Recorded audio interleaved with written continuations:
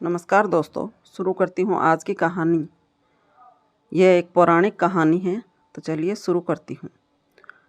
प्राचीन काल में सत्यव्रत नाम के एक राजा राज करते थे। वह प्रतिदिन पूजा पाठ किया करते थे। उनके पास किसी भी चीज़ की कमी नहीं थी। वह धन दौलत से लेकर हर प्रकार की सुविधा से समृद्ध थे। हालांकि इसके बावजूद भी राजा की एक अभिलाषा थी जिसे वह पूर्ण की चाह रखते थे। दरअसल राजा सत्यव्रत को किसी प्रकार से स्वर्गलोक जाने की इच्छा थी। वह अपने जीवन में कम से कम एक बार स्वर्गलोक के सौंदर्य को देखना चाहते थे, लेकिन उन्हें इसका मार्ग नहीं पता था। इधर दूसरी तरफ ऋषि विश्वामित्र अपनी तपस्या के लिए घर से बाहर निकले। चलते चलते वह अपनी कुटिया से काफ़ी आगे चले गए थे। काफ़ी समय बीत गया, लेकिन वह नहीं लौटे। इस कारण उनका परिवार भूख और प्यास से तड़प रहा था। राजा सत्यव्रत को जब यह पता चला तो उन्होंने ऋषि विश्वामित्र के परिवार के पालन पोषण की जिम्मेदारी ले ली। कुछ समय बाद जब मुनिवर लौटे तो वे अपने परिवार को कुशल देख काफ़ी प्रसन्न हुए। उन्होंने पूछा कि उनकी अनुपस्थिति में किसने उनकी देखभाल की। इस पर ऋषि के परिवार वालों ने बताया कि राजा ने उनके पालन पोषण की जिम्मेदारी उठाई थी।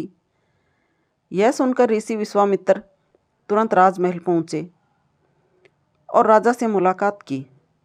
वहाँ पहुँचकर उन्होंने सबसे पहले महाराज को धन्यवाद कहा।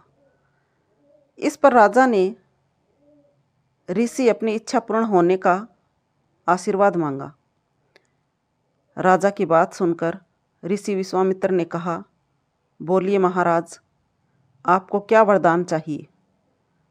तब महाराज ने कहा, हे मुनि, मुझे एक बार स्वर्गलोक के दर्शन करने हैं। कृपया करके मुझे वहाँ जाने का वरदान दे। राजा की प्रार्थना सुनकर ऋषि विश्वामित्र ने एक ऐसा रास्ता बताया जो स्वर्गलोक की ओर जाता था। यह देख राजा सत्यव्रत बहुत खुश हुए। वह तुरंत उस रास्ते पर चल पड़ी और स्वर्गलोक पहुंच गई।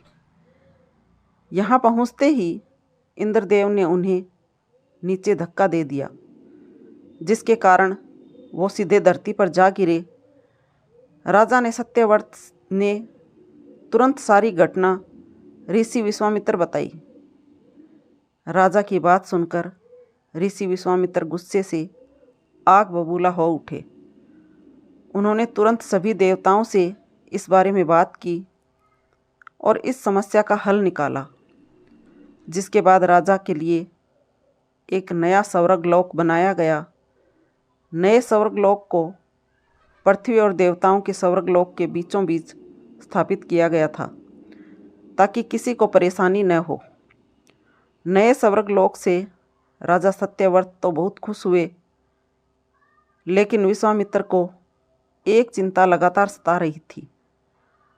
उन्हें डर था कि नया स्वर्गलोक कहीं जोरदार हवा के कारण गिर न पड़े। अगर ऐसा होगा तो राजा सत्यव्रत दोबारा से धरती पर जा गिरेंगे। काफ़ी सोच विचार के बाद ऋषि विश्वामित्र को एक उपाय सूझा। उन्होंने नए स्वर्गलोक के नीचे एक बहुत लंबा खंभा लगा दिया ताकि उसे सहारा मिल सके। ऐसी मान्यता है कि नए स्वर्गलोक के नीचे लगाया गया खंभा एक विशाल पेड़ के तने के रूप में बदल गया। यही नहीं, कुछ समय पश्चात जब राजा सत्यव्रत की मृत्यु हुई तो उनका सिर एक फल में तब्दील हो गया। सभी से इस खंभे को नारियल का पेड़ कहा जाने लगा, जबकि राजा का सिर नारियल के रूप में जाना गया। यही कारण है कि नारियल का पेड़ इतना लंबा होता है। तो दोस्तों, यह पौराणिक कथा आपको कैसी लगी? कहानी पसंद आई हो तो लाइक करें, कमेंट करें, शेयर करें, सब्सक्राइब करें और बेल आइकन प्रेस करें। Thank you for watching my channel.